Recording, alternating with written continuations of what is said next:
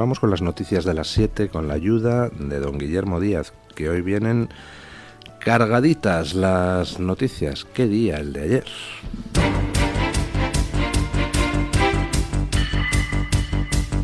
Luis del Pino es Radio Libertad.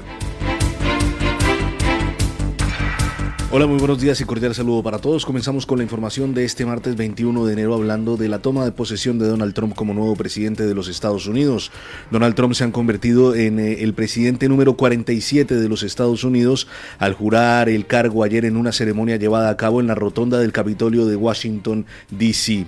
En su discurso de 30 minutos, el republicano ha asegurado que la edad de oro de Estados Unidos comienza ahora y ha enumerado algunas de las primeras medidas que tomará como presidente, incluyendo declarar una emergencia nacional en la frontera sur del país, asegurando que se detendrá inmediatamente toda entrada ilegal y se comenzará con el proceso de devolver a millones y millones de extranjeros criminales a los lugares de donde vinieron. Asimismo, dentro de las frases de su discurso, el presidente de los Estados Unidos resaltó que no se medirá su éxito solo por las batallas que gane, sino también por las guerras a las que ponga fin, y asegura que quizá lo más importante será por las guerras en las que nunca se involucre. Bueno, toma de posesión ayer de Donald Trump. Yo la verdad es que tenía curiosidad por ver si podía llegar a tomar posesión, porque visto que ya le habían intentado asesinar 2 veces para que no fuera reelegido, pues hombre, no me habría extrañado ninguna cosa que pudiera pasar. Al final ha podido tomar posesión, eso sí, con medidas de seguridad pues extraordinarias. Se dijo que se iba a hacer dentro del Capitolio y no en la explanada exterior la toma de, el juramento, pero vamos, yo creo que no es ningún secreto para nadie que si se hizo así, pues es probablemente para poder reforzar la seguridad. El discurso de toma de posesión fue de los que marcan una época. Algunas de las frases son realmente antológicas. Permítame que les lea alguna. Dicen: nuestra reciente elección es un mandato para revertir completa y totalmente una horrible traición. Y todas estas muchas traiciones que han tenido lugar, y para devolver a la gente su fe, su riqueza, su democracia y ciertamente su libertad. En otro momento del discurso dijo que a lo largo de los 8 años se le ha sometido de estos últimos 8 años se le ha sometido a él, a Trump, a una prueba mayor que a cualquier otro presidente americano en los 250 años de historia del país, y que eso le ha permitido ir aprendiendo a medida que se desarrollaban los acontecimientos. Y como decía don Guillermo, una frase que viene a ratificar que su política internacional seguirá siendo la misma que durante su primer mandato.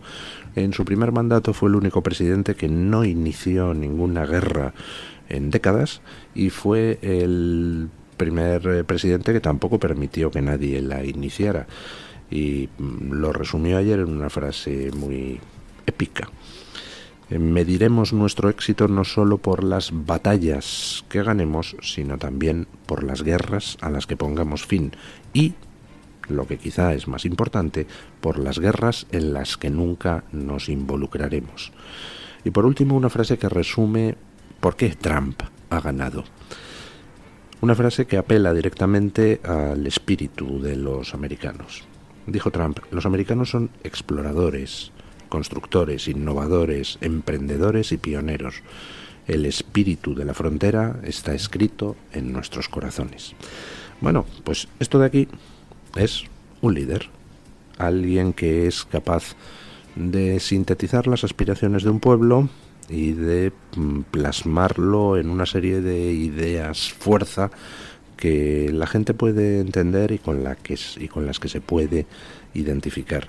La verdad es que el discurso de toma de posesión fue extraordinario, la ceremonia fue también extraordinaria, con asistencia de todos esos gurús del mundo tecnológico que se han apuntado a última hora al barco vamos, que se han sumado a caballo ganador, porque eso de salir en socorro del vencedor no es solo un defecto español, sino que es algo anclado en la naturaleza del ser humano.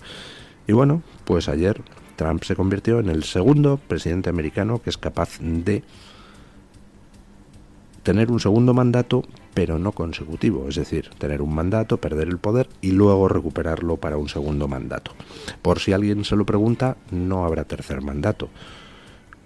Las normas en Estados Unidos son que cada presidente puede estar 2 mandatos y da igual que sean consecutivos o que no lo sean. El próximo presidente, el 48º, ya no será Trump. Este es su último mandato y la verdad es que tiene intención de pasar a la historia con un mandato épico. Lo de ayer fue un prodigio de hiperactividad. Escuchen.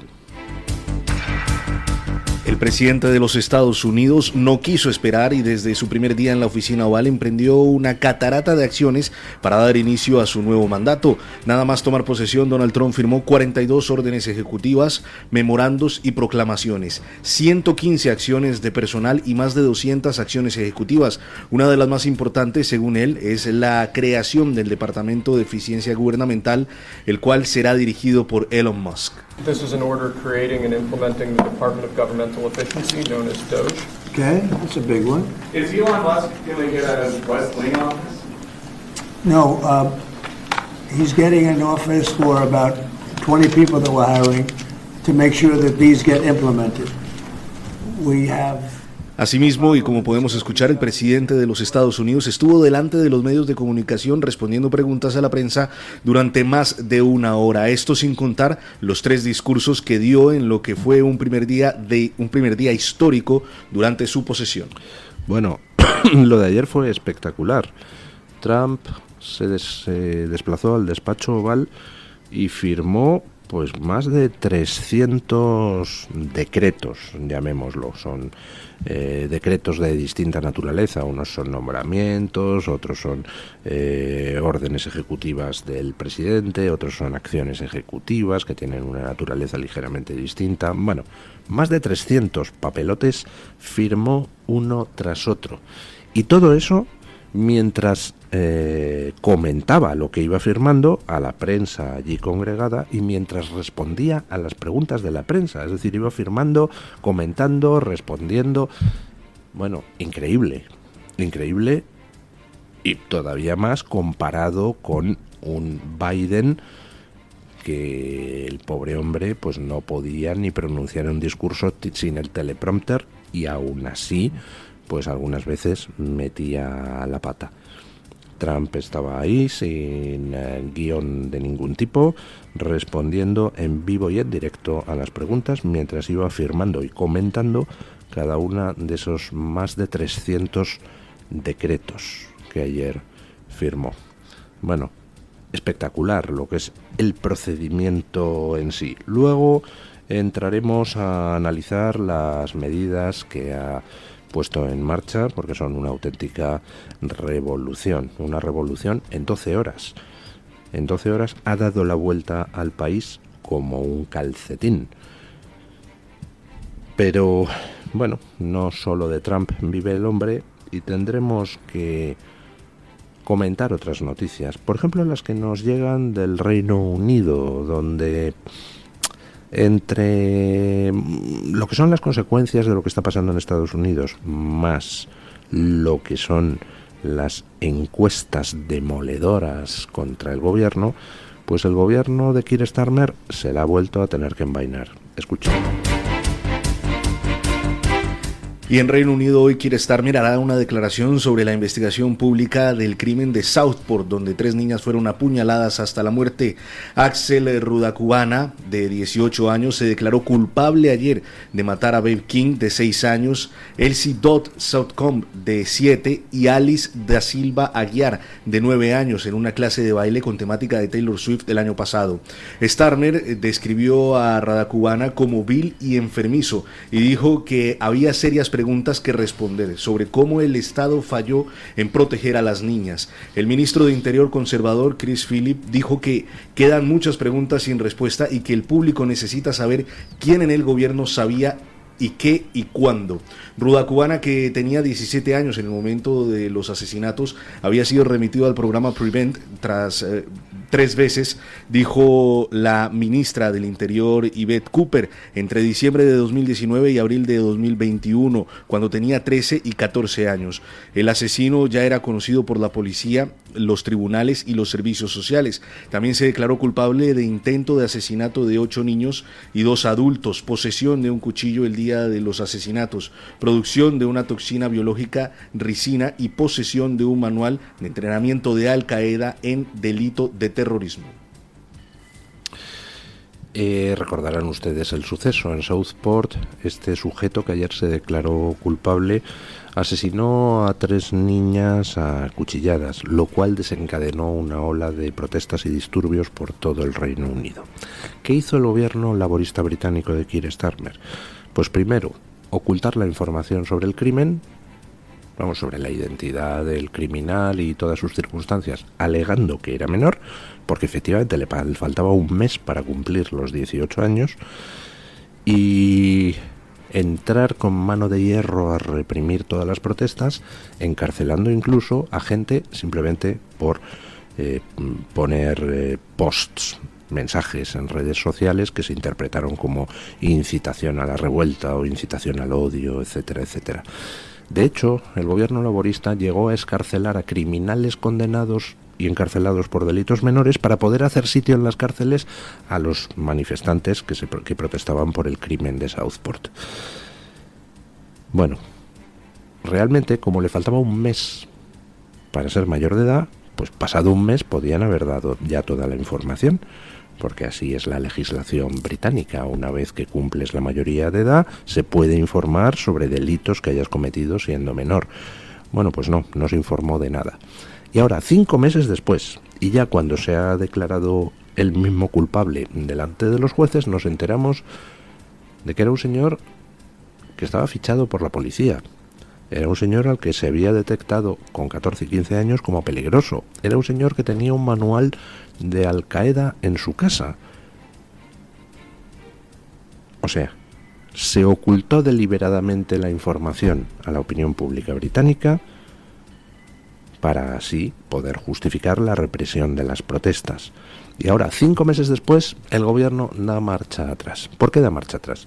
Pues muy sencillo, porque el gobierno se está hundiendo en las encuestas. El gobierno está en estos momentos, pues, protagonizando un desplome en lo que es la intención de voto, pues que está haciendo que empiece a ser posible que el Partido Laborista sea tercera fuerza por detrás de los conservadores y de los de Reform UK, el partido de Nigel Farage.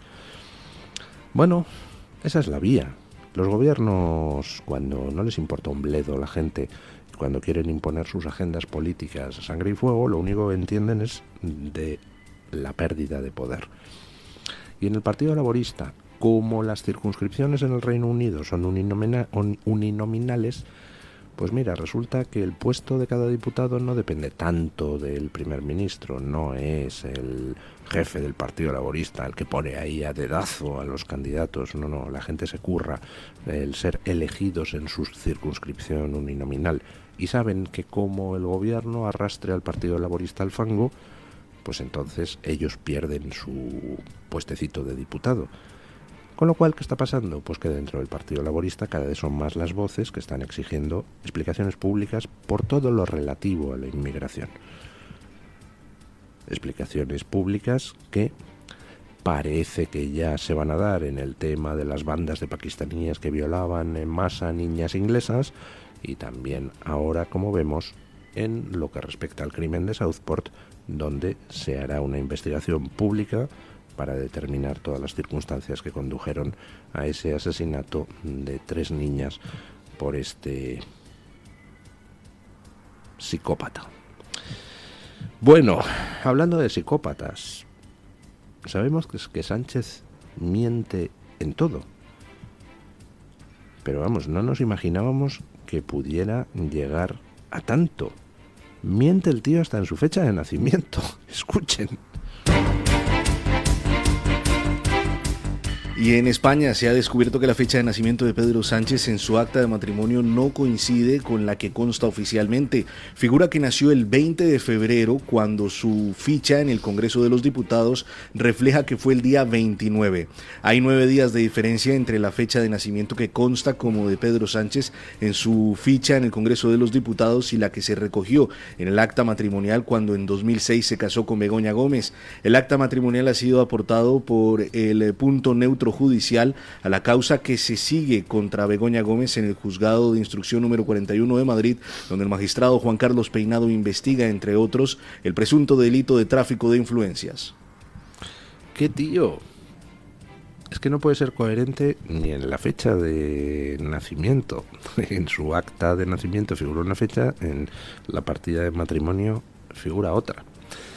Ya sabemos, porque ese era el objetivo de pedir el acta de matrimonio, que está casado en separación de bienes o en gananciales, ya no lo...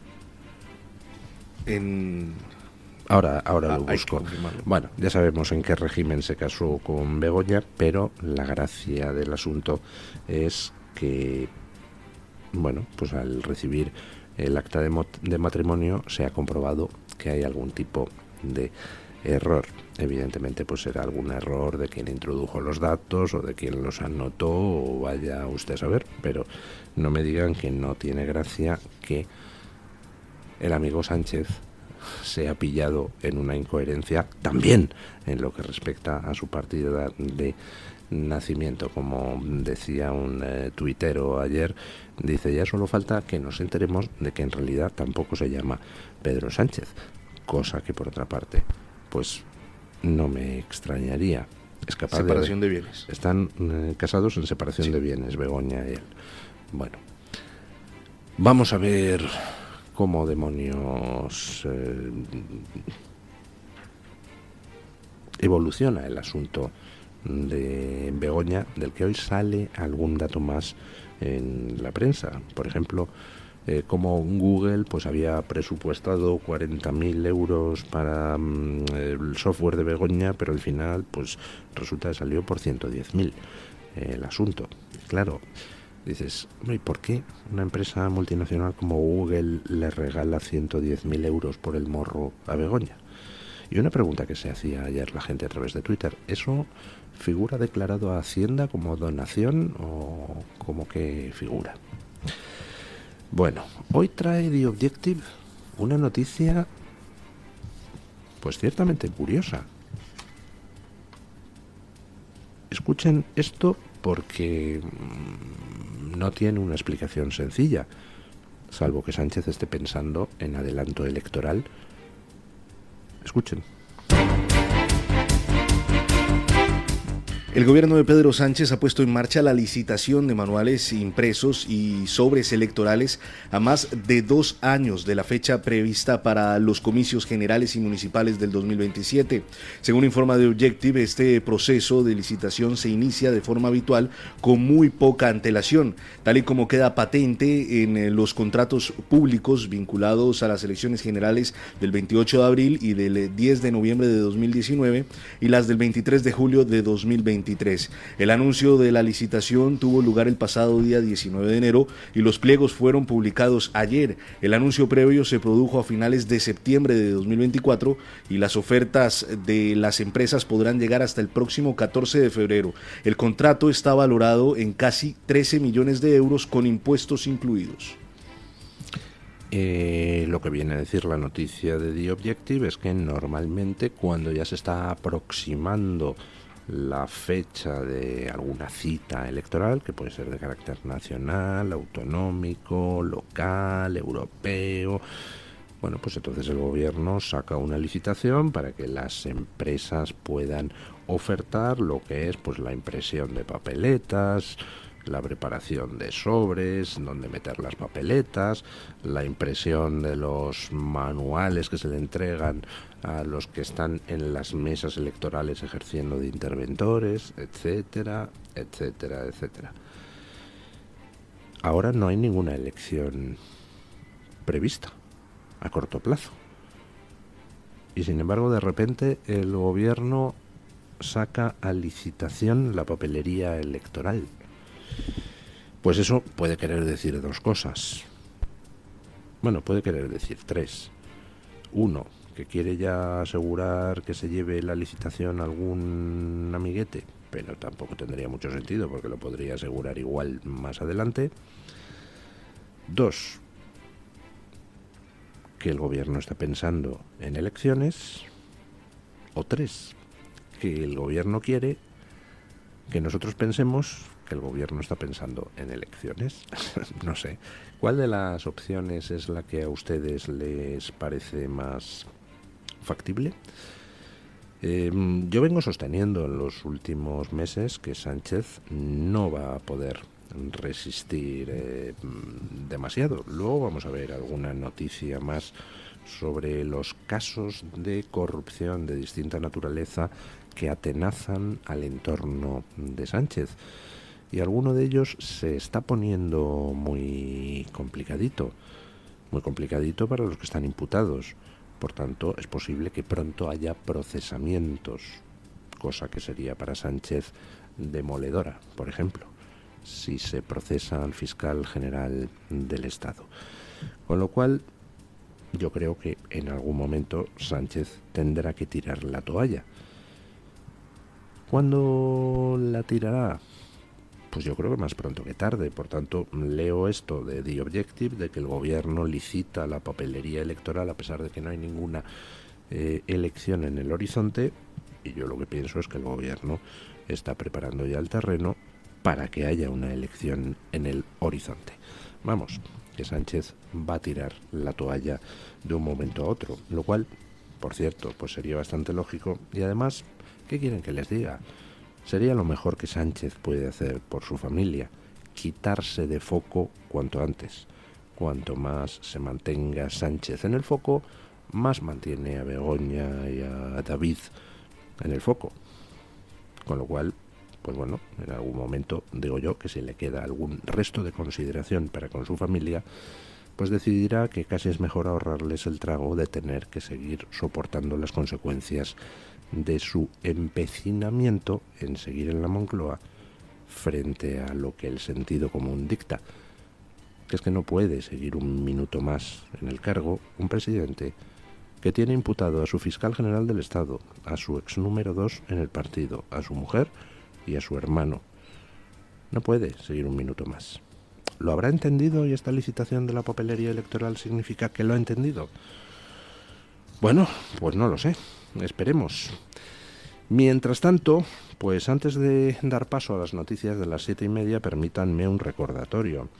Quedan 5 días para que venza el plazo de 6 meses que el Consejo General del Poder Judicial tenía para elaborar las normas para la elección de los 12 representantes de la carrera judicial en el propio Consejo General del Poder Judicial.